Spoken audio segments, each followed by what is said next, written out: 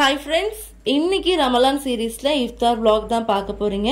இன்னைக்கு என்னோட இஃப்தார்ல நான் என்னென்ன ரெசிபீஸ்லாம் பண்ணியிருக்கிறேன் அப்படிங்கறதை இந்த வீடியோல நான் உங்க கூட ஷேர் பண்ணியிருக்கிறேன். எல்லா ரெசிபியுமே சிம்பிள் அண்ட் டேஸ்டா இருக்கும். கண்டிப்பா நீங்களும் ட்ரை பண்ணி பார்க்கலாம். வீடியோஸ் இன்ட்ரெஸ்டிங்கா இருக்கும் நம்புறேன். வீடியோ ஸ்கிப் பண்ணாம கடைசி வரைக்குமே பாருங்க. வாங்க இப்போ வீடியோக்குள்ள போகலாம். இன்னைக்கு ஒரே டைப் ஆஃப் மசாலா வச்சு 3 விதமான கபாப் எப்படி பண்ணலாம்ங்கறது இந்த வீடியோல பார்க்கலாம். அதுக்கு நான் கபாப் ரெடி பண்றதுக்கு முதல்ல உருளைக்கிழங்கு விசில் போட்டு வச்சிடுறேன். இன்னைக்கு நான் கபாப் பீஃப்ல தான் பண்ண போறேன். நீங்க மட்டன் சிக்கன்ல கூட இதே டைப்ல பண்ணலாம். நான் இன்னைக்கு ஒரு 1/2 kg அளவுக்கு பீஃப் எடுத்துக்கிறேன். இதை நல்லா க்ளீன் பண்ணி வாஷ் பண்ணி எடுத்து வச்சிருக்கிறேன். இப்போ இந்த பீஃப் எல்லாத்தையும் ஒரு மிக்சர் ஜார்ல நம்ம சேர்த்துக்கலாம்.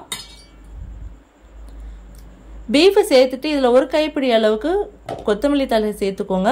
ஒரு கைப்பிடி அளவுக்கு புதினா சேர்த்துக்கோங்க. 2 பச்சை மிளகாய் சேர்த்துக்கோங்க. 1 டேபிள் ஸ்பூன் அளவுக்கு சீரகத்தூள் சேர்த்துக்கோங்க. 1 டேபிள் ஸ்பூன் அளவுக்கு மல்லித்தூள் சேர்த்துக்கோங்க. ஒரு 1/2 டீஸ்பூன் அளவுக்கு கரம் மசாலா சேர்த்துக்கோங்க. 1 டேபிள் ஸ்பூன் அளவுக்கு மிளகாய் தூள் சேர்த்துக்கோங்க. தேவையான அளவுக்கு உப்பு சேர்த்துட்டு இதை நல்லா அடிச்சு எடுத்து வந்துடலாம். தண்ணி எதுவுமே சேர்க்காம இந்த மசாலாவை நல்லா அரைச்சு எடுத்துக்கோங்க. கறி இந்த மசாலாவோட நல்லா மிக்ஸ் ஆகி இந்த பதத்துல நல்லா அரைச்சி வந்திருக்கணும். ஸோ வீடியோல காட்டும் போதே உங்களுக்கு தெரியும் இந்த மாதிரி கறி நல்லா அரைப்பட்டு வந்திருக்கணும். இப்போ ஒரு பேன் எடுத்து வச்சுக்கோங்க. பேன் ஹீட் ஆனதுக்கு அப்புறம் இதுல ஒரு 3 டேபிள் ஸ்பூன் அளவுக்கு ஆயில் சேர்த்துக்கோங்க. ஆயில் ஹீட் ஆனதுக்கு அப்புறம் 2 மீடியம் சைஸ் பல்லாரி இந்த மாதிரி சின்னதா கட் பண்ணி சேர்த்துக்கோங்க. சேர்த்துட்டு வெங்காயத்தை நல்லா வதக்குங்க. வெங்காயம் கொஞ்சம் கலர் சேஞ்ச் ஆகி ஒரு கோல்டன் கலர் ஆகி வர அளவுக்கு இதை நல்லா வதக்கி எடுத்துக்கோங்க. வெங்காயம் இந்த அளவுக்கு நல்லா வதங்கி வந்ததுக்கு அப்புறம் இதுல ஒரு 2 டேபிள் ஸ்பூன் அளவுக்கு இஞ்சி பூண்டு விழுது சேர்த்துக்கோங்க. கூடவே ஒரு 1/2 டீஸ்பூன் அளவுக்கு பட்டை கிராம்பு ஏலக்காய் தூள் சேர்த்துக்கோங்க. சேர்த்துட்டு இது இஞ்சி பூண்டுடைய பச்சை வாசனை போகிற அளவுக்கு இதை நல்லா வதக்கிக்கோங்க.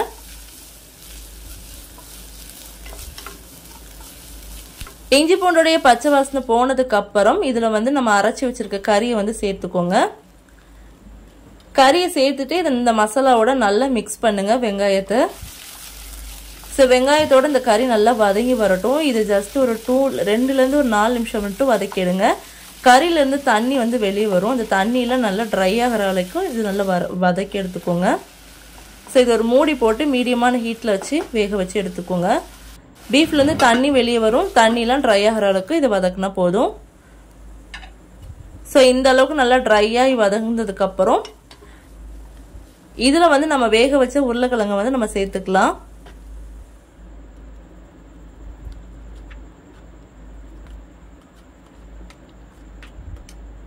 வேக வச்ச உருளைக்கிழங்கு சேர்த்துட்டு இந்த மசாலாவோட நல்லா மிக்ஸ் பண்ணி விடுங்க. கறியும் உருளைக்கிழங்கும் நல்லா ஒன்னோட ஒன்று நல்லா மிக்ஸ் ஆகி வரணும். அடுப்பை நல்ல மீடியமான ஹீட்ல வச்சு மிக்ஸ் பண்ணிட்டு நீங்க ஸ்டவ் ஆஃப் பண்ணிடுங்க. இந்த ஸ்டேஜ்ல நீங்க ஸ்டவ் ஆஃப் பண்ணிடலாம். இது நல்லா மிக்ஸ் பண்ணிட்டு இதை ஆற விட்டுருங்க. இது ஆறுனதுக்கு அப்புறம் நம்ம ரெடி பண்ணிக்கலாம் கபாபாட்டு. இது ஆறட்டும். இன்னைக்கு இளநீரை வச்சு ஒரு சூப்பரான ட்ரிங்க் எப்படி பண்ணலாம்ங்கறத பார்த்துடலாம். அதுக்கு நான் ஒரு இளநீர் எடுத்து வச்சிருக்கிறேன். அதோட தேங்காவையும் தனியாக எடுத்து வச்சிருக்கிறேன். இப்போ இந்த இளநியை நம்ம ஒரு பாத்திரத்துக்கு மாத்திரலாம்.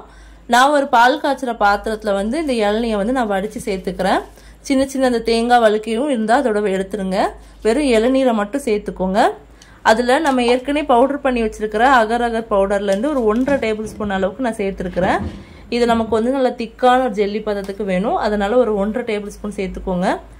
தேவையான அளவுக்கு சுகர் சேர்த்துக்கோங்க.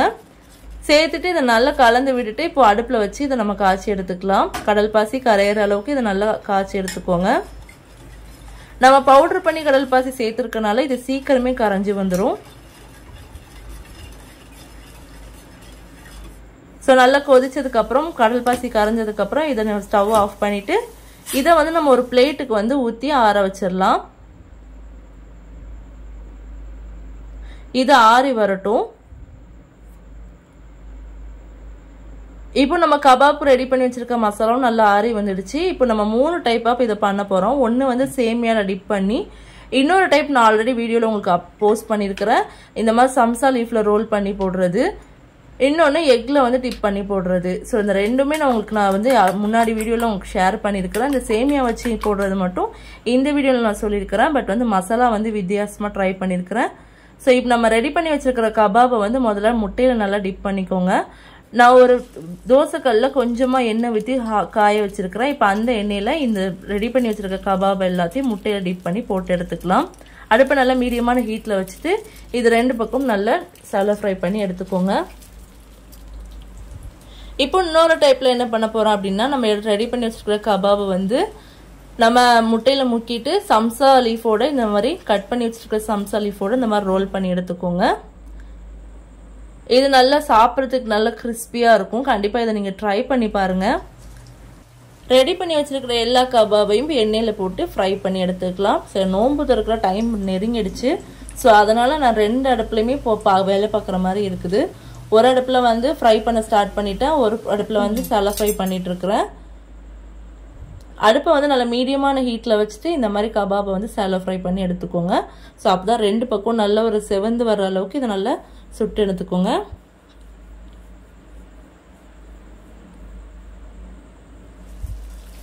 இந்த மாதிரி எல்லாத்தையுமே நம்ம ரெடி பண்ணி எடுத்து வச்சுக்கலாம்.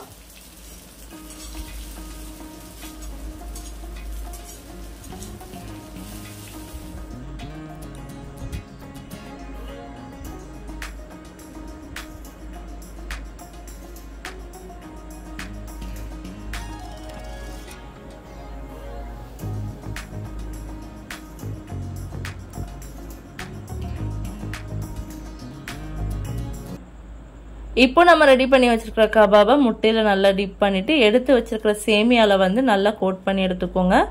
இதையும் நம்ம சாலோ ஃப்ரை பண்ணி எடுத்துக்கோங்க. இதை டீப் ஃப்ரை பண்றதை விட சாலோ ஃப்ரை பண்றது இன்னும் ரொம்ப டேஸ்டா இருக்கும். ஸோ இந்த மெத்தட்ல நீங்க ட்ரை பண்ணி பாருங்க. அடுப்பு நல்லா மீடியமான ஹீட்ல வச்சு இதெல்லாம் ரெடி பண்ணுங்க. இல்ல ஹை ஃப்ளேம்ல வச்சீங்கன்னா டக்குன்னு தீஞ்சு போயிடும். இந்த மாதிரி எல்லாத்தையும் ரெடி பண்ணி நம்ம எடுத்து வச்சிடலாம். இப்போ இளநீர் ட்ரிங்க் எப்படி பண்ணலாங்கிறத பார்க்கலாம். நம்ம எடுத்து வச்சிருக்க தேங்காய் வழுக்கையை வந்து ஒரு பாதி வழுக்கையை இந்த மாதிரி மிக்சர் ஜார்ல சேர்த்துட்டு நல்லா அரைச்சி எடுத்துக்கோங்க. தண்ணி எதுவும் சேர்க்காம இந்த மாதிரி அரைச்சி எடுத்துக்கோங்க. அதுக்கப்புறம் நம்ம இளநீர் ஜெல்லியுமே நல்லாவே செட் ஆகி வந்திருக்குது. இது சின்ன சின்ன பீஸா வந்து நம்ம கட் பண்ணி எடுத்துக்கலாம்.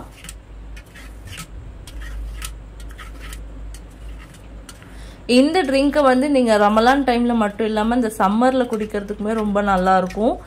இந்த வெயிலோட சூட்டை வந்து உடல் சூட்டை வந்து தணிக்கிறதுக்கு இது ரொம்ப ஹெல்ப் பண்ணும். ஸோ கண்டிப்பா நீங்க உங்களோட இஃப்தார்ல வந்து அடிக்கடி இளநீர் எடுக்கிற மாதிரி பார்த்துக்கோங்க. உடல் சூட்டை இது நல்லாவே தணிக்கும். ஸோ இந்த மாதிரி நல்லா ஜெல்லி ரெடி பண்ணி வச்சாச்சு. இப்போ இதை வந்து ஒரு பவுல்ல போட்டுக்கலாம். நம்ம ரெடி பண்ணி வச்சிருக்கிற ஜெல்லியை வந்து ஃபர்ஸ்ட் பவுல்ல சேர்த்துக்கோங்க. அதுக்கப்புறம் நம்ம அரைச்சி வச்சிருக்கிற வழுக்கையை சேர்த்துக்கோங்க, தேங்காய் வழுக்கையை. அதுக்கப்புறம் இதுல ஸ்வீட்னஸ்க்காக நான் கண்டென்ஸ் மில்க் சேர்த்துக்கிறேன். நீங்க சுகர் கூட ஆட் பண்ணிக்கலாம். அதுக்கப்புறம் கொஞ்சோண்டு தேங்காவை இந்த மாதிரி சின்னதா கட் பண்ணி சேர்த்துருக்கிறேன். இது இளநியோட தேங்காவை தான், அதையும் குட்டி குட்டியா கட் பண்ணி சேர்த்துருக்கிறேன். அதுக்கப்புறம் ஊற வச்ச ஜப்சா விதையும் இதுல சேர்த்துக்கோங்க. சேர்த்துட்டு இதுல நல்லா காய்ச்சி ஆற வச்சு சில்லுன்னு இருக்கிற பாலை வந்து இதோட சேர்த்துக்கோங்க. சேர்த்துட்டு இதை நல்லா கலந்து விட்டுருங்க. அவ்வளவுதான், நம்மளுடைய சூப்பரான இளநீர் ட்ரிங்க் ரெடி ஆயிடுச்சு. இது குடிக்கிறதுக்கு ரொம்ப சூப்பரா இருக்கும். கண்டிப்பா இதை நீங்களும் உங்க வீட்டுல ட்ரை பண்ணி பாருங்க. ட்ரை பண்ணி பார்த்துட்டு எப்படி இருந்துச்சுங்கிறத கமெண்ட் பண்ணுங்க. அவ்வளவுதான், எல்லா ரெசிபியுமே ரெடி பண்ணியாச்சு. இப்போ நோன்பு திறக்கவும் டைம் நெருங்கிடுச்சு. இப்போ எல்லா ஐட்டத்தையும் எடுத்து வச்சுட்டு துவா செஞ்சுட்டு நோன்பு திறக்க வேண்டியதான். ஸோ இந்த வீடியோ உங்களுக்கு பிடிச்சிருந்தா லைக் பண்ணுங்க, மறக்காம சேனலை சப்ஸ்கிரைப் பண்ணி பக்கத்துல உள்ள பெல் ஐக்கனை கிளிக் பண்ணுங்க.